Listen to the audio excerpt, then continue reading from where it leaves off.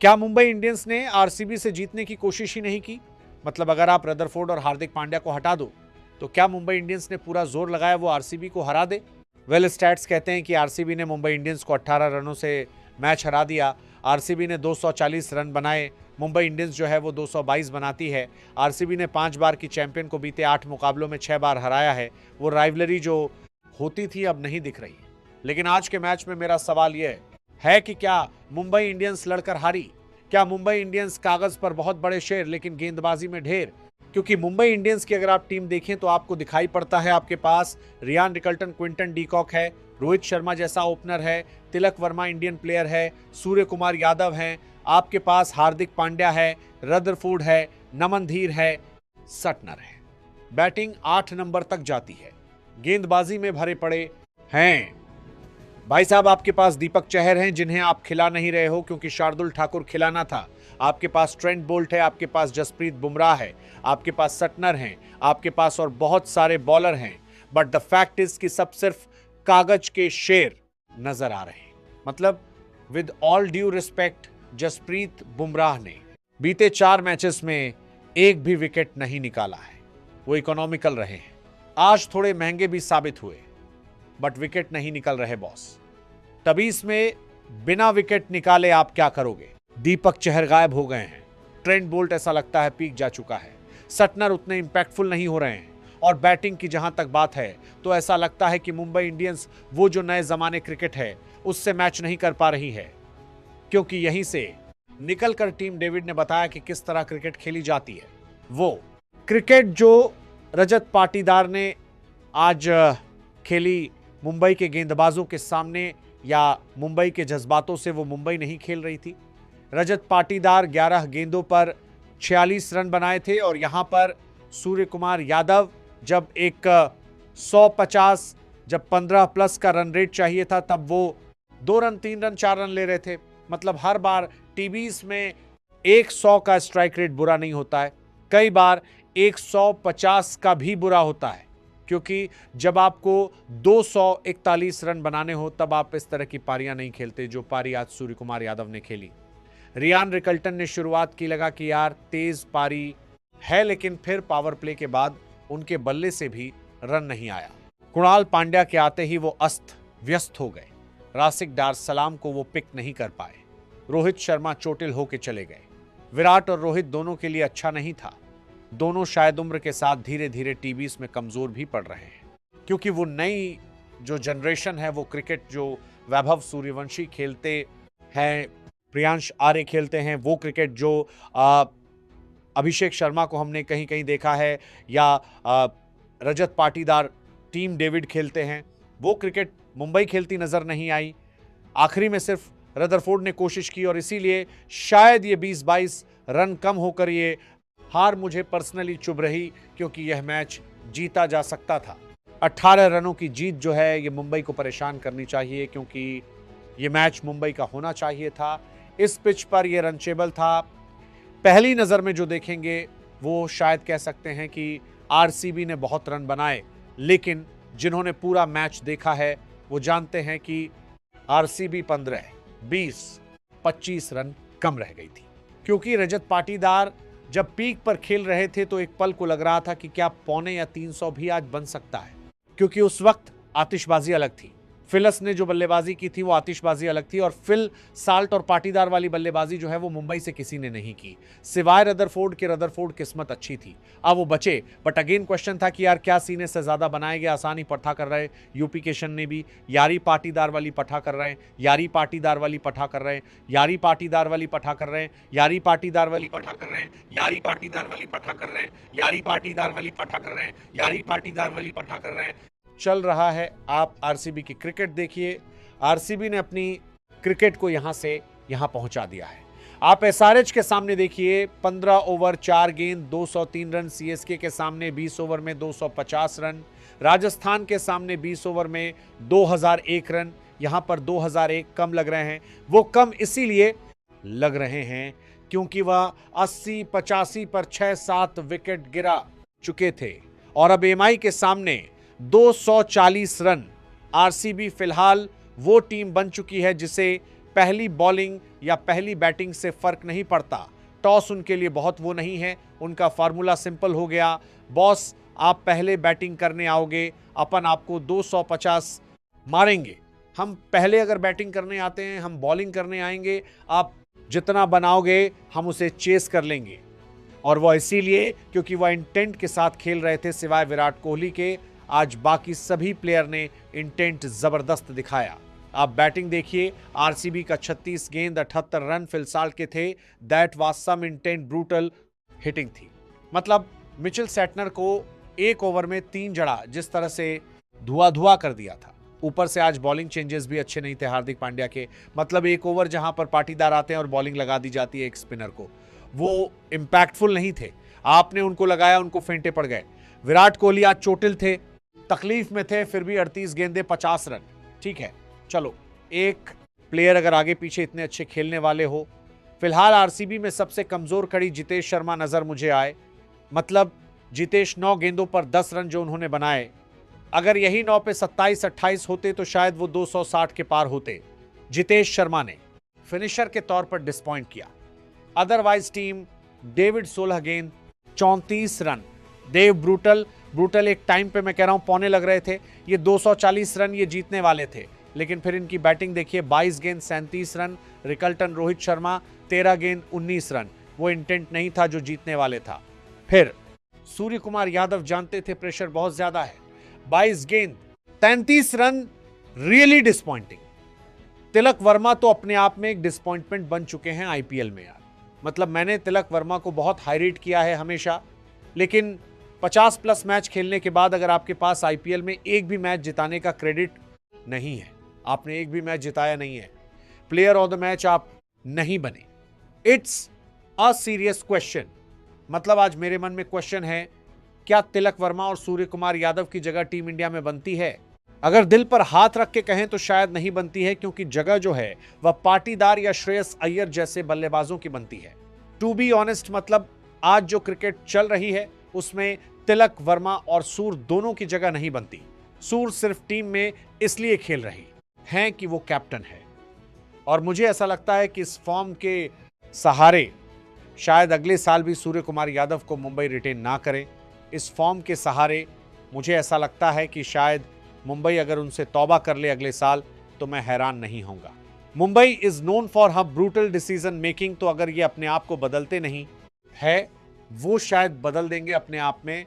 और यही कहानी उनकी बॉलिंग की भी है। मतलब आप बॉलिंग देखो, सटनर, हार्दिक बुमराह, बोल 4 बॉलर इस सीजन में 41 ओवर में 409 रन दे चुके हैं और केवल 5 विकेट, 409 रन पे 5 विकेट डूड लग चुकी है। आपकी इसको बॉलिंग कहते हैं। 409 रन 40 ओवर में बुमराह विकेटलेस है। 16 ओवर गेंदबाजी करने के बाद बुमराह विकेटलेस हैं। मतलब बुमराह वर्ल्ड कप में बहुत अच्छा उन्होंने किया था, बट यहां शायद वो जोर नहीं लगा रहे हैं या लगाना नहीं चाह रहे हैं, या हार्दिक कैप्टेंसी है, पूरा जोर नहीं आ रहा, पता नहीं। और बुमराह बहुत इकोनॉमिकल भी नहीं है। पंजाब के सामने 40 रन, डीसी के सामने वो इकोनॉमिकल थे। 4 ओवर 21 आज भी इकोनॉमिकल, और ठीक है, इकोनॉमिकल वो हैं, ठीक है। 4 ओवर 35 रन आज भी मान लेते कि इकोनॉमिकल थे वो, बट विकेटलेस होना बुमराह का। मुंबई इंडियंस वो टीम थी जो टॉप ऑर्डर में विकेट लेना जानती थी। पहले ओवर में आकर विकेट निकालना, ट्रेंट बोल्ट 2 विकेट निकालते थे। अब ट्रेंट बोल्ट को देख के दौड़ा दौड़ा के मारते हैं लोग, दौड़ा दौड़ा के मारते हैं। सो आई एम क्वाइट शॉक्ड कि ये क्यों हो रहा है। मतलब मैं फिर कह रहा हूं, आरसीबी ने रन कम बनाए हैं। पहले 14 ओवर में 183 रन थे, और वो 83 रन में भी आप सोच लो 36 गेंदों पर विराट कोहली के 50 है, यानी 6 ओवर हटा दो आप। 6 ओवर में जो 50 रन है वो हटा दो अगर आप, तो आप ये सोचो कि 8 ओवर में इन्होंने 140-130 रन मार दिए थे, और अगले 6 ओवर में केवल 57 बनाए थे। यानी मुंबई का एक कमबैक हुआ था, वो जो आखिर में हुआ था। बट पता नहीं मार्केंडे को 1-2 जगह गलत लगाया गया। हालांकि हार्दिक वाह टॉप क्लास। मतलब हार्दिक पांड्या बॉल से भी जबरदस्त थे, बैट से भी जबरदस्त थे, अच्छा खेला, बट बुमराह का विकेट ना लेना मुझे शॉक करता है। क्योंकि शशांक सिंह अगर 2 विकेट निकाल ले रहे हैं तो बुमराह का बनता था, बट नहीं बना। सिर्फ एक रदरफोर्ड थे जिन्होंने आखिर में 31 गेंदों में 71 रन बनाए। जबरदस्त बल्लेबाजी की।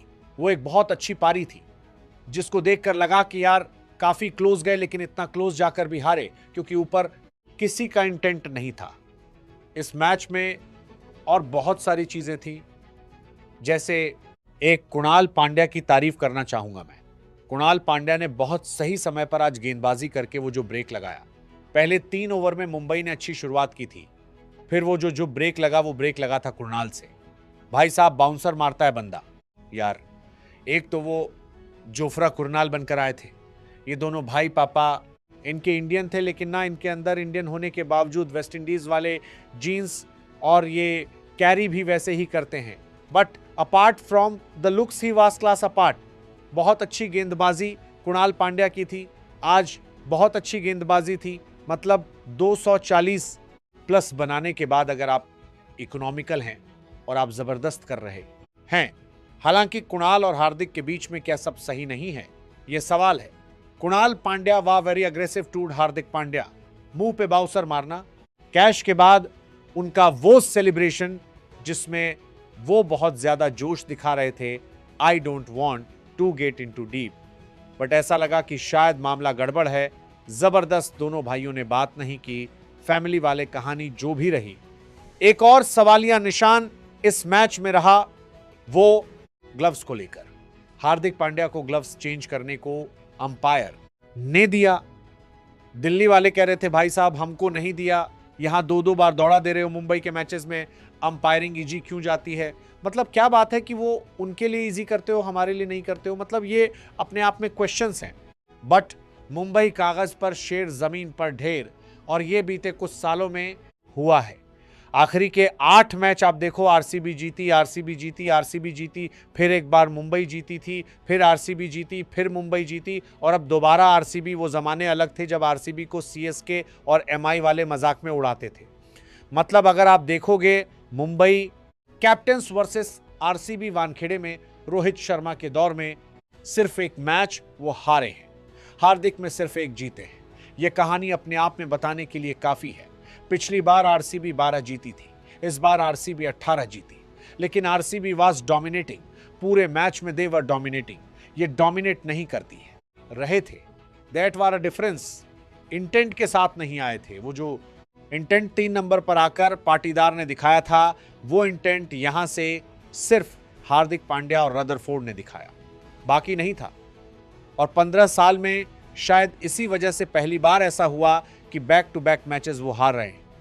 RCB solid team. भाई मैं कह रहा हूं आरसीबी और Punjab they are new CSK MI. RCB Punjab they are new CSK MI. वो जो डोमिनेशन था सीएसके एमआई का, वो अब इनका दिखने लगा है तगड़ा वाला। और आरसीबी को देखो, एसआरएच को 6 विकेट से, सीएसके को 43 रनों से, एमआई को 18 रनों से। 4 में से 3 जीत उनकी हुई है, 1 मैच वो हारे हैं आरआर से। दैट वाह absolute madness of Vaibhav Suryavanshi individual excellence से वो हार गए थे। मतलब कमाल था। बट कुणाल पांड्या तारीफ करनी चाहिए। एमआई के सामने वो हमेशा अच्छा करते हैं। एमआई उनकी पुरानी टीम थी। पिछले साल भी जब आए थे तो 4 ओवर में 45 रन देकर 4 विकेट निकाले थे।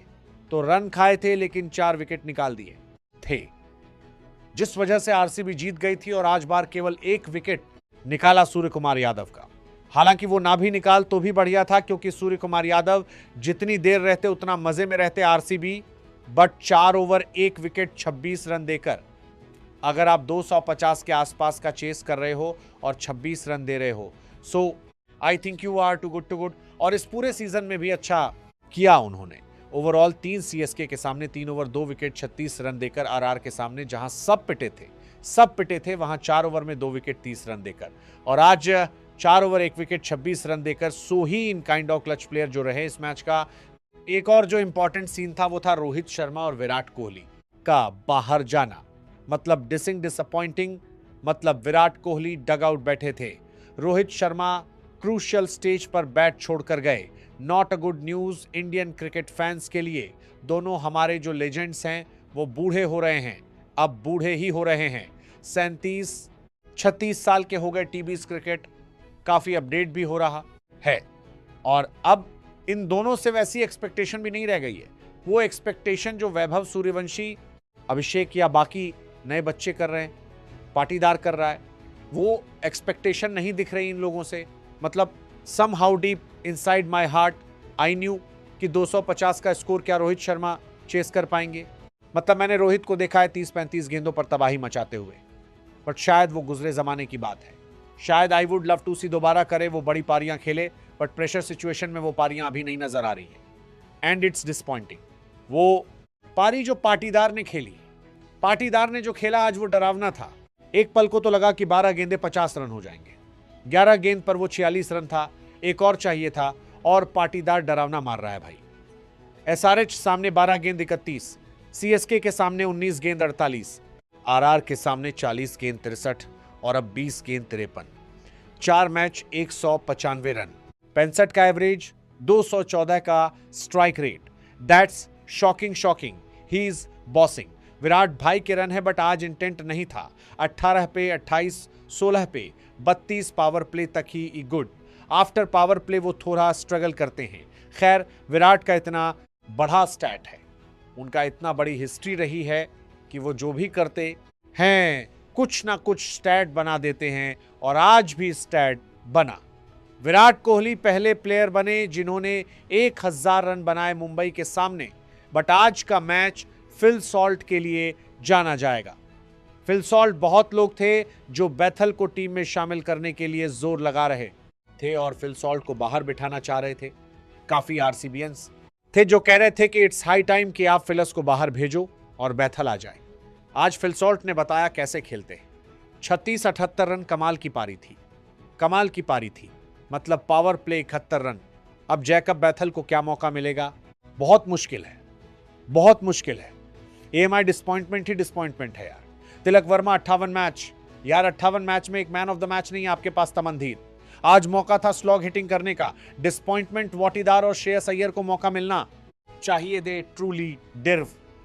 ये गंभीर अगर करियर ना बर्बाद करे तो बनता है उनका मतलब दे आर नेक्स्ट लेवल यार। और सूर्य कुमार यादव का तो अब डिक्लाइनिंग फॉर्म है यार। आई थिंक वो जो सूर्योदय हुआ था अब सूर्यास्त की तरफ है। सूर्य अब आउटडेटेड प्लेयर लगते हैं। That's painful. सूर्य को देखकर एक्साइटमेंट बढ़ती थी। सूर्य की बैटिंग देखने के लिए क्रिकेट मैच खोल कर बैठा करते थे। अब पता होता है कि आउट हो जाएंगे या टुकुर खेलेंगे। So I think that difference is one of the reason why Mumbai Indians is declining. मुझे ये लगता है भाई, करंट देखो, क्रिकेट में जो अच्छा कर रहा है उसका करंट फॉर्म होना चाहिए, और करंट फॉर्म श्रेयस अय्यर और पाटीदार कोई तोड़ नहीं है। दोनों, मुझे लगता है दोनों को टीम इंडिया भेजना चाहिए। अय्यर भी कमाल है यार, 49 मार चुका है। चेस में उसके अर्शतक पे अर्शतक है, मतलब 6 अर्शतक उसके चच में है। सो प्रेशर में खेलना अय्यर को आता है। और अय्यर जो पहले स्ट्राइक रेट की वजह से थोड़ा डाउटफुल लगता था मुझे कि एक 135-40 का स्ट्राइक रेट है, अब उन्होंने अपना स्ट्राइक रेट बढ़ा दिया है। और सेम कहानी जो है वो पाटीदार ने की। आज ही देखो आप, मयंक मार्कंडे को लाया गया, 66 शार्दुल को लाया गया, 4-4-6 बोल्ट को लाया गया, 4-6 ये डोमिनेशन था उसका। इसीलिए मुझे लगता है कि इन दोनों को लाना चाहिए। आप किसको हटाओगे?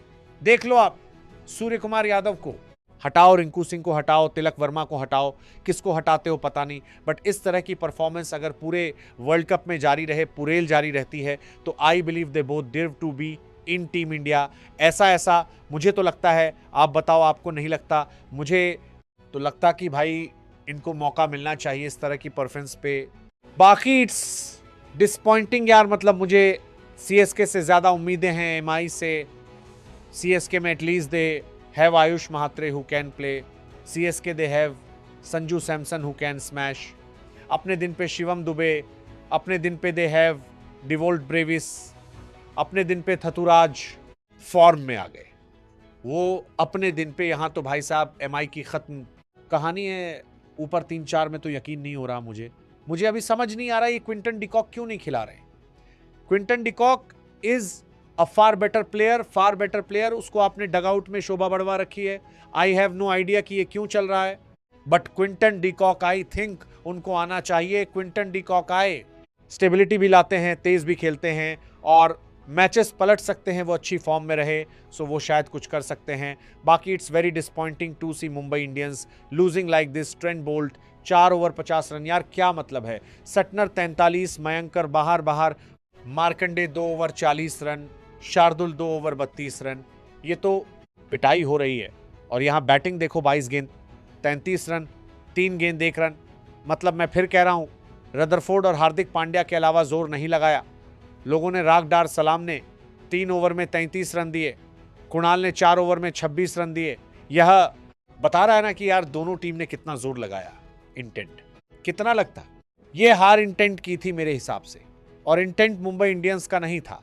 एंड अब मुझे इस सीजन मुंबई इंडियंस से ड्रास्टिक चेंज चाहिए, otherwise I am not gonna keep them in my top 4। मैं अपने टॉप 4 में उनको नहीं रहा हूं। मेरे टॉप 4 में दोनों को सम्मान बेसिक प्रोग्राम को 3 पर देकर बार के 20 टीमें पक्की हैं।